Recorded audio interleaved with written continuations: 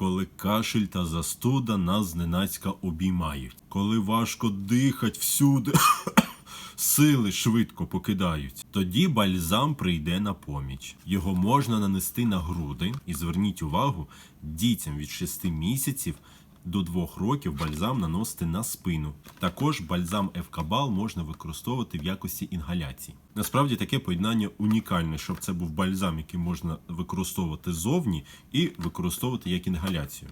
Бальзам Евкабал використовується для полегшення симптомів застудних захворювань.